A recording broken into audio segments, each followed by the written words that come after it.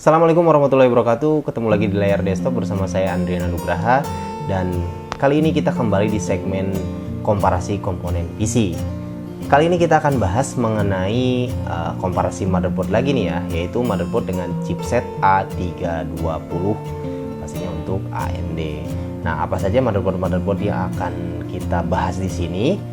Sebelum kita bahas, bagi teman-teman yang belum subscribe channel layar desktop, bisa diklik dulu tombol subscribe-nya agar mendukung channel ini ke depan untuk lebih berkembang lagi.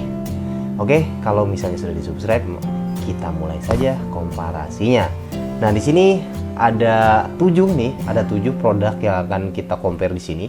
Sebenarnya untuk chipset A320 ini cukup banyak ya, nggak lebih dari 7 ya. Tapi saya pilih 7 saja karena ada beberapa yang dari brand yang sama dan perbedaannya juga tipis, perbedaannya sedikit, jadi saya pilih salah satu aja. Nah, di sini yang saya pilih adalah pastinya yang di bawah 1 juta ya. Bahkan ini di bawah 900.000 sih, semuanya nggak ada yang nyentuh 900 ribuan. Jadi yang pertama adalah ASRock A320M HDV. Nah, ini harganya ini di bawah 800.000 ya. Harganya sekitar 740 ribuan. Kemudian MSI A320M A Pro Max, harganya adalah sekitar 822 ribuan ya. Kemudian Gigabyte GAA 320M S2H V2, ini harganya adalah sekitar 880 ribuan. Kemudian Biostar A320M H Pro ya, harganya ini di bawah 800 juga nih. Harganya 706.000 ya, 700 ribuan, 700 ribu lebih sedikit. Kemudian Asus Prime A320MK. Nah, ini harganya adalah 830 ribuan. Kemudian Asus Prime A320MF, harganya 780 ribuan. Kemudian yang terakhir adalah Galax A320M ya, yang harganya bahkan di bawah 700.000 ya. Di sini sekitar 670 ribuan. Oke, langsung aja kita compare ke 7 motherboard tersebut. Untuk parameter pertama yang akan kita bahas di sini adalah mengenai spesifikasi memori ya. Di sini yang akan kita bahas mengenai 3 hal, yaitu total slot, kemudian maksimum frekuensi, dan maksimum capacity. Untuk total slot semuanya berimbang, semuanya punya 2 slot yang pastinya dual channel ya. Kemudian untuk maksimum frekuensi di sini baru terlihat ada sedikit perbedaan ya. Dimana dari ke-7 produk tersebut ada 5 yang sudah support maksimum frekuensi sampai 3200 MHz, yaitu dari ASRock, MSI, Gigabyte, dan juga Asus ya. Sedangkan untuk Biostar itu maksimumnya hanya 2666 MHz. Sedangkan yang Galax itu kita sayang sekali tidak bisa dapatkan berapa maksimum frekuensinya, karena setelah kita cari di webnya juga tidak mencantumkan maksimum frekuensinya. Sedangkan untuk maksimum capacity ini 3 dari 7 produk motherboard tersebut sudah support maksimum capacity sampai 64 GB ya, walaupun ini sih sebenarnya agak nggak terlalu penting ya, karena jarang sekali pastinya yang akan pakai RAM sampai 64 GB untuk menggunakan motherboard A320 ini ya. Jadi secara keseluruhan sebenarnya ini cukup berimbang, terutama untuk kelima yang tadi kita sebutkan, yaitu dari ASRock, MSI, Gigabyte, dan juga Asus ya. Untuk parameter kedua yaitu expansion slot. Nah, di sini sebenarnya sih nggak terlalu signifikan perbedaan antara ke-7 dari produk-produk motherboard tersebut. Untuk PCIe kali 16-nya semuanya sama ya, semuanya pastinya punya 1 slot saja. Dan semuanya pasti tidak mendukung AMD Crossfire X karena cuma bisa support 1 VGA yang bisa dipakai di situ ya. Cuma punya 1 slot untuk PCIe kali 16-nya. Sedangkan untuk slot PCIe kali 1-nya di sini baru ada sedikit perbedaan ya. Dimana Gigabyte GAA 320M S2H V2, kemudian Biostar A320M H Pro, dan Asus Prime A320MK dan juga MF itu semuanya punya 2 slot untuk PCIe kali 1 ya. Sedangkan yang 3 yang lainnya itu hanya punya 1 slot. Nah, ini sebenarnya juga penting nggak penting sih. slot dari PCIe kali 1 ini memang kadang jarang kita gunakan juga. Tapi kalau misalnya kita gunakan VGA card yang cukup tebal misalnya ya, yang kadang-kadang menutupi slot PCIe kali 1. Kalau kita cuma punya satu slot PCIe kali 1-nya, kalau itu tertutup oleh VGA card yang agak tebal nih misalnya, itu kalau misalnya kita mau pasang WiFi yang pakai slot PCIe, itu biasanya agak sulit di situ. Bahkan mungkin nggak bisa pakai WiFi yang pakai slot PCIe. Nah, masih ada solusi sih, kita bisa pakai WiFi yang menggunakan USB aja gitu kan, WiFi atau WiFi adapter yang pakai USB gitu kan. Jadi ini penting nggak penting sih ya.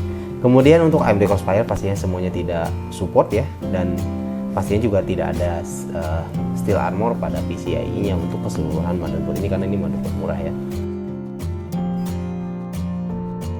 Dan berikutnya kita bahas mengenai storage ya. Di sini kita akan bahas mengenai jumlah slot SATA 3-nya dan juga slot M.2-nya. Untuk slot SATA 3-nya semuanya sama ya, punya 4 slot yang berimbang artinya ya. Kemudian untuk M.2-nya di sini baru ada perbedaan nih. Dari ketujuhnya ada 2 yang tidak punya slot M.2, yaitu Biostar A320MH Pro dan juga Asus Prime A320MF. Nah, menurut saya slot M.2 ini penting sekali untuk ada walaupun di sebuah motherboard murah ya, karena walaupun motherboard kita murah, sistem kita murah, tapi kalau pakai M.2 NVMe, pakai SSD M.2 NVMe, tentu akan membuat PC kita tetap menjadi kenceng ya. Dan berikutnya kita akan bahas mengenai internal konektor. Nah, di internal konektor ini saya hanya akan highlight yang beberapa yang berbeda saja, karena rata-rata sebenarnya di sini nggak terlalu banyak perbedaan ya. Nah, di sini yang saya highlight berbeda yaitu pertama adalah mengenai CPU power konektornya. Nah, ini ada menarik ya, di dua produk yaitu Gigabyte GA-A320M S2 HV2 dan juga Galax A320M, di mana kedua produk ini sudah menggunakan 8 pin untuk CPU power konektornya. Jadi agak sedikit berbeda ya dengan yang lainnya. Yang lainnya hanya menggunakan 4 pin. 8 pin ini sebenarnya rata-rata digunakan oleh motherboard dengan chipset B450 ya, atau yang di atas dari A320 ini, dimana kalau dia butuh untuk overclocking baru biasanya jumlah pin powernya lebih banyak, karena dia butuh supply power yang lebih banyak lagi di situ ya. Tapi dengan adanya 8 pin pada chipset A320M ini, apakah pengaruhnya sebegitu signifikan? Kita juga memang harus cek dulu ya perbedaan performance dari CPU-nya nanti seperti apa. Tapi setidaknya memang supply powernya akan lebih baik kalau menggunakan 8 pin. Cuman pengaruhnya seberapa banyak kita belum tahu, karena chipset A320 ini tidak bisa untuk overclock CPU. Jadi itu untuk CPU power connector. Kemudian yang perbedaan yang kedua yang saya highlight di sini adalah mengenai sistem fan connector ya. Di sistem fan connector ini ada satu produk yang sudah punya dua sistem fan connector, maksudnya bukan 2 fan ya, yaitu ASRock A320M HDV. Dia sudah punya 2 sistem fan connector, sedangkan yang lainnya hanya punya 1. Dan yang terakhir yang akan kita bahas di sini adalah mengenai rear panel I/O ya. Di sini saya highlight beberapa, di antaranya yang pertama adalah HDMI portnya ya, dimana ada satu yang tidak punya HDMI port, yaitu Asus Prime A320MF. Kemudian untuk PGA port ada satu yang tidak punya, yaitu MSI A320MA Pro Max. Kemudian untuk DPI port itu ada 3 yang punya, yaitu ASRock A320M HDV, MSI A320MA Pro Max, dan juga Gigabyte GA-A320M S2 HV2. Kemudian untuk USB port yang paling banyak di sini adalah Galax A320M, dia punya 4, sementara yang lain hanya punya 2. Dan berikutnya untuk USB 3.1 Gen 1 ya. Ini ada yang punya 4, ada yang punya 2 ya. Tapi ada yang spesial sedikit nih, yaitu pada MSI A320MA Pro Max, dia sudah punya 4, tapi itu adalah USB 3.2 Gen 1. Jadi dia lebih maju lagi nih dalam urusan USB konektor di sini ya, dimana dia sudah pakai USB 3.2 Gen 1 yang pastinya lebih kencang daripada USB 3.1 Gen 1, dan yang lainnya sih hampir sama. Jadi kalau untuk rear panel I/O ini saya lihat hampir berimbang, tapi yang kelihatan agak sedikit lebih baik itu ada di MSI A320MA Pro Max karena dia sudah punya USB 3.2 Gen 1 ya, dibandingkan dengan yang lainnya. Oke teman-teman, itulah tadi perbandingan dari ketujuh produk motherboard dengan chipset A320M yang ada di pasaran dengan harga di bawah 900 ribuan. Dari ketujuh tersebut, yang mana sih yang paling recommended menurut layar desktop? Jujur saja ini agak sulit ya untuk memilih yang paling recommended di antara ketujuhnya, karena secara spesifikasi sebenarnya hampir mirip dan harganya juga selisihnya sedikit-sedikit ya. Namun kalau disuruh pilih, yang pertama saya pilih di sini sebagai rekomendasi pertama adalah ASRock A320M HDV. Kenapa? Karena harga ASRock A320M HDV itu adalah sekitar 740 ribuan, tapi spesifikasinya itu hampir sama atau bahkan sama dengan motherboard lain yang harganya lebih mahal atau yang di atas 800 ribuan seperti yang dari MSI, Gigabyte ataupun dari Asus. Padahal harganya dia hanya 740 ribuan, tapi speknya hampir mirip dan hampir sama. Jadi dia punya, menurut saya punya price to performance yang bagus di situ. Jadi saya rekomendasikan ASRock A320M HDV di sini. Kemudian yang kedua, saya rekomendasikan MSI A320MA Pro Max. Kenapa saya rekomendasikan ini? Di harga dia yang lebih murah daripada Gigabyte dan juga Asus, dia juga punya spesifikasi yang hampir mirip, sama.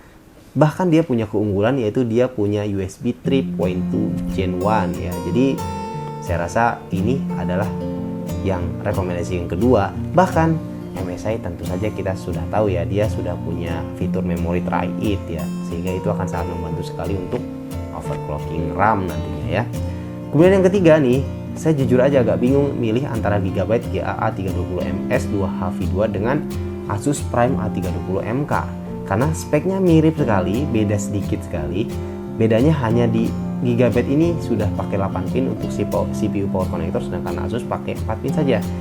Nah, tapi Asus lebih murah harganya. Nah, kalau misalnya di chipset A320 ini mungkin 8 pin atau 4 pin itu nggak terlalu pengaruh. Jadi saya rasa di sini Asus Prime A320MK ini lebih worth it ya, lebih recommended. Jadi saya lebih merekomendasikan Asus Prime A320MK untuk rekomendasi ketiga, karena harganya lebih murah daripada yang Gigabyte dan secara spek hampir mirip. Itu mungkin rekomendasi dari saya untuk chipset A320M ini. Mungkin ini bisa berbeda dengan rekomendasi dari reviewer lainnya. Segitu saja untuk video kali ini, mudah-mudahan bisa memberi manfaat buat teman-teman, dan jangan lupa teman-teman untuk like, share, dan juga subscribe ya channel Layar Desktop agar membantu channel ini ke depan untuk lebih berkembang lagi. Terima kasih teman-teman sudah menonton, sampai jumpa di video berikutnya. Assalamualaikum warahmatullahi wabarakatuh.